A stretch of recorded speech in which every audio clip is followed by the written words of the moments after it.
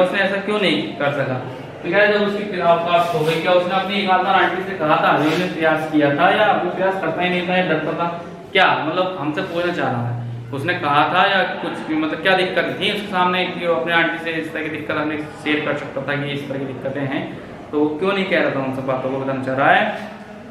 देखते हैं। यस, हाँ, प्रतीक ने प्रयास किया था। देखो ट्राई आ गया, ट्राई था ऊपर, और जैसे हमने डिड हटाया तो हमने डिड हटाने के बाद हमने ट्राइड कर लिया, ठीक है, आ रहा है कि डिड कर लिया। लेकिन यस, प्रतीक ट्राइड प्रयास किया, टू प्लीज कहने का,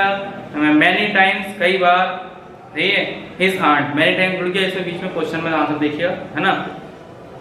वेन एवर जब कभी भी, वेन एवर लिख लीजिएगा, WHENEVER, वेन एवर माने जब कभी भी या जब भी, वेन एवर जब भी या जब कभी भी,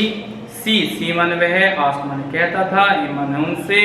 एनीथिंग माने कुछ भी, सही, सॉरी मतलब उन्होंने कहा था, लेकिन सी माने वह कौन, SHC यानी उसकी आंटी की बात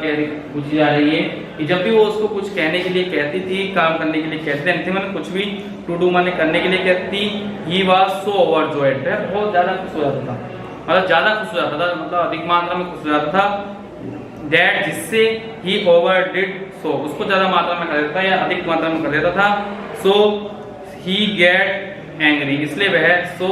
सी गोट एंग्री, ही गोट एंग्री लिख रहे हैं ना, तो सी गोट एंग्री, इसलिए वह क्रोधित हो देती है, गोट माने होता प्राप्त, एंग्री माने क्रोधित, ही नहीं आएगा, शी आएगा, इसको आप शी कर लीजिएगा, सी गोट एंग्री, इसलिए क्या हो जाती थी वो, क्रोधित हो जाती थी। ये जो है जब भी काम करता है कुछ गलती कर देता है, इससे काम जो है उल्टा हो जाता है। क्लियर है? अगला देखते हैं, अगला क्या कहता है,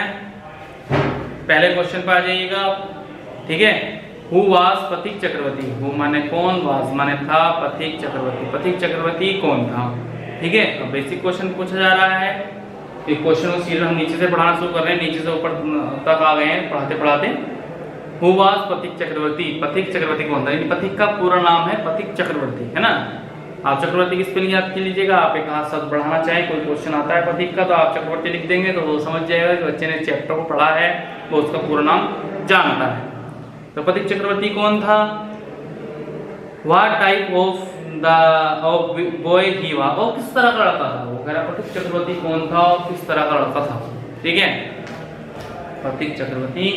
कौन था और किस तरह का वो लड़का था, तो देखिएगा, Prateek Chakraborty was the ring leader of his friend, Prateek Chakraborty was माने था, द रिंग लीडर माने होता है रिंग का मालिक, है ना, रिंग लीडर मतलब रिंग का मालिक था, ऑफ हिज फ्रेंड्स अपने दोस्तों का, रिंग लीडर मतलब रिंग लीडर होता है सरगना, है अपने सरगना का मालिक होना, ये इस तरह का था वो, ऑफ हिज दोस्तों का रिंग लीडर था, ऑफ हिज फ्रेंड दोस्तों का, ये कंपेनियंस भी लिख रखा है, फ्रेंड्स के बराबर उन्होंने सिनोनिम डाल दिया कंपेनियंस। ये ही लिव्ड एट ए स्मॉल विलेज, वह एक छोटे से गांव में रहता था, ठीक है। He was a naughty boy, वहां एक शरारती लड़का था, यानी कुछ शरारती उसके अंदर विद्यमान थी, कहने मतलब ये कहा जा सकता है। हिज यंगर ब्रदर, उसका जो छोटा भाई था, his younger brother name was Makhan, उसके छोटे भाई का नाम माखन था, है ना, उसके छोटे भाई का नाम माखन था। प्रतीक चक्रवर्ती डिड नॉट टेल अ लाई, प्रतीक चक्रवर्ती झूठ नहीं बोलता था, मतलब कम झूठ बोलता, कहना मतलब ये झूठ ही नहीं बोलता था, कह रहा तो ये चैप्टर का कोडिंग है, यानी कि प्रतीक चक्रवर्ती के बारे में पूछा गया है कि प्रतीक चक्रवर्ती कौन था, उसके बारे में बेसिक बातें बताइएगा, है ना। प्रतीक चक्रवर्ती के बारे में सारी बेसिक बातें थी, वो एक शरारती लड़का था, ये और गांव में रहता था, वो अपने जो वहाँ पे जो गांव में सरगना मतलब जो कई सारे लड़के वगैरह होते हैं उनका गैंग जो होता है उनका मालिक था, इस तरह की बातें इसमें बताई गई। क्लियर है? चलिए आगे देखते हैं, दूसरा क्वेश्चन देखिएगा, what is the only paradise, what माने क्या, इज माने है, द ओनली माने केवल, पैराडाइज माने स्वर्ग, फॉर ए बॉय एक लड़के के लिए, और 14 साल के, मतलब स्वर्ग क्या है, 14 साल के लड़के के लिए स्वर्ग क्या होता है, ये कह रहा है, ये बताना चाह रहा है 14 साल के लड़के के लिए स्वर्ग क्या है, ये क्या होना चाहिए, ये बताना चाह रहा है। पैराडाइज स्वर्ग याद कर लीजिएगा, इसको हेवन का सिनोनिम के रूप में आता है, कई बार आ चुका है एग्जाम, तो ये एक आता है हेवन, एक होता है एवन, वो एक शरण स्थल होता है, ये स्वर्ग होता है, ठीक है। क्लियर है? आगे देखिएगा, हिज आउन हाउस, हिज माने उसका, आउन माने अपना, ठीक है, हिज माने उसका, ओन माने अपना, हाउस माने घर, इज माने है, द ओनली पैराडाइज उसका अपना घर,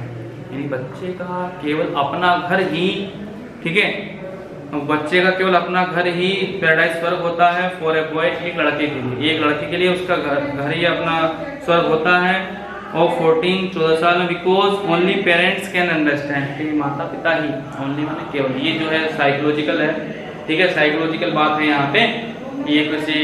राइटर ने अपने शब्दों को जोड़ा है, रविंद्रनाथ टैगोर ने। उसके बाद में पूछा गया कि स्वर्ग क्या होता है 14 साल के लड़के के लिए, तो उसका केवल अपना घर ही होता है, क्योंकि पेरेंट्स कैन अंडरस्टैंड, क्योंकि माता पिता ही कैन मान अंडरस्टैंड समझ सकते हैं इस फीलिंग, उनकी भावनाओं, क्योंकि माता पिता उसकी भावनाओं को समझ सकते हैं, कि माता पिता उसकी भावनाओं को समझेंगे, बच्चे की अपनी भावनाओं को, अब जिनसे वो शेयर करेगा अपनी भावनाओं को, कि मुझे क्या दुख है, क्या विषय है, आदि बातें वो किसी और से नहीं कह सकता, केवल अपनी माता से या पिता से कह सकता है। तीसरा क्वेश्चन देखेंगे, what did the author tell, author माने लेखक ने, टेल माने कहा, अबाउट द बॉय ऑफ 14 साल के लड़के के बारे में क्या कहा गया है, स्वर्ग क्या है और 14 साल के लड़के के बारे में क्या कहा लेखक ने, वही वाली बात रविंद्रनाथ टैगोर के बारे में बताया गया है, ठीक है, कि रविंद्रनाथ टैगोर ने 14 साल के लड़के के बारे में क्या कहा है, या क्या बात उन्होंने कही है। देखते हैं, द ऑथर सेड,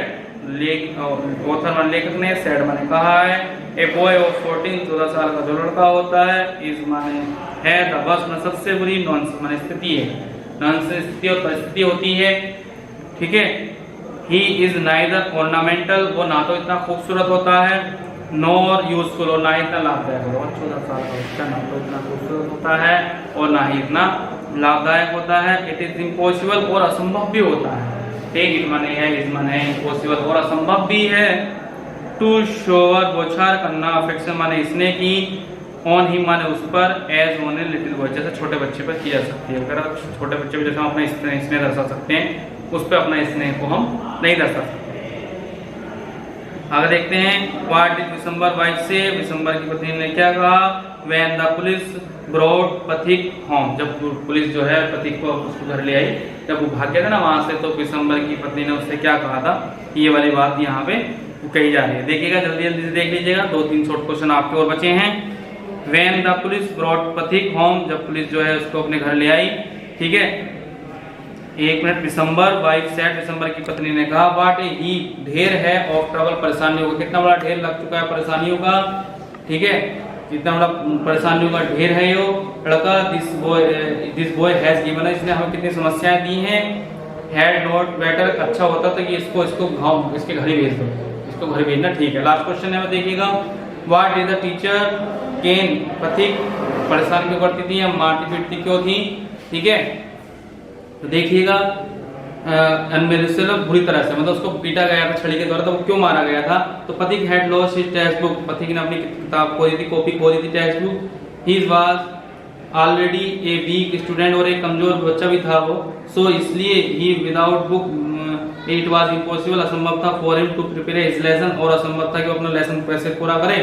सो इसलिए the teacher caned him merciless, है ना, मर्सीलेस, उसको बहुत बुरी तरह से उसकी जो अध्यापिका थी उसने उसको मारा। अभी आपका चैप्टर पूरा हो चुका है। अगले चैप्टर में हम आपका 49 लेक्चर में आपका जो है लेकर के आएंगे इस लेक्चर को, ठीक है। तो अब हम चलते हैं, अब आप 49 लेक्चर में अब आप इसको क्या काम करेंगे, फिलअप करेंगे।